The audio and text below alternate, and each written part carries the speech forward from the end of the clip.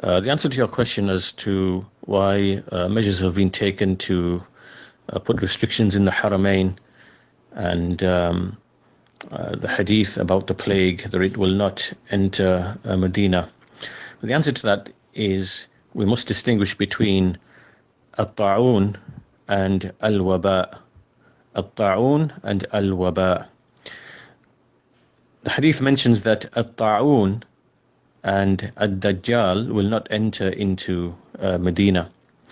Now, at-ta'un is a unique type of disease, the plague, and it's a type of disease in which the jinn are involved as well, because the Messenger of Allah he said in a hadith, he mentioned that the perishing of my nation will be through at-ta'an wa at-ta'un. Right, at-ta'an is being pierced with a sword, right? Basically being killed. So the Sahaba understood that, but they didn't understand what he meant by at-ta'un, alayhi salatu wassalam. So he said that at-ta'un is the piercing of your enemies among the jinn. So he described at-ta'un as something that involves the jinn and what they do to a person in this disease. And he said, it is for my nation, it is a martyrdom, but it was a punishment for the nations who came before.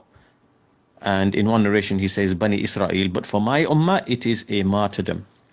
So the scholars like Ibn al-Qayyim and others, Ibn Hajar, when they discuss this, they say that at-ta'un is actually it is a unique disease. It is not the same as the more general term al-waba.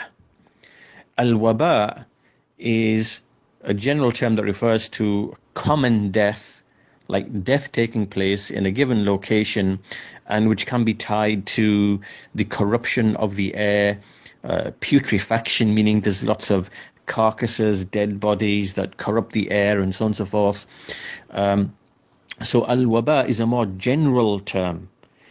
At-ta'un is a specific term. It refers to a specific disease which is unique because the jinn are involved in it. And so therefore we can't say about this disease that it's just due to environment and it only occurs in a certain time.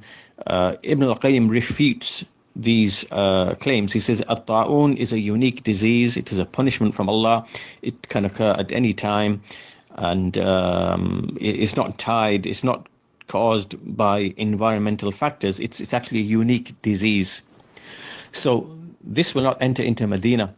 But as for al-waba, then al-waba will be found in Medina and likewise in Mecca, because this is a more general type of disease, which can have environmental and other factors, right? And so Ibn Hajar mentions a number of narrations where the Prophet, when he prohibited traveling to a land in which there is a ta'un, in some narrations it also mentions al-waba, right? Prohibiting traveling to a place where there is al-waba, right? So al-waba being the more general term.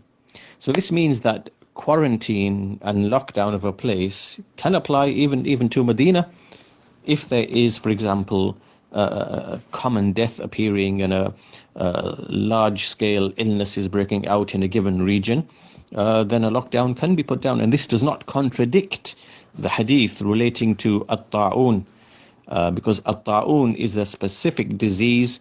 It has specific symptoms, the under the armpits, the wounds appear, the body opens under the armpits, and then organisms which have been growing inside find their way out, right? And wounds appear. It's got specific symptoms, and it's a specific disease, right? So at-ta'un is a specific term for a specific disease which has involvement of the jinn, and al-waba is a more general term referring to common death by way of a common disease which can have environmental and other factors. And so a quarantine can be applied to both, right? To al-ta'un and al-waba. However, al-ta'un will not enter into Medina. So this is how the explanation of the what you mentioned, which appears to be an apparent contradiction, it is actually not. The answer to it lies in distinguishing between al-ta'un and al-waba.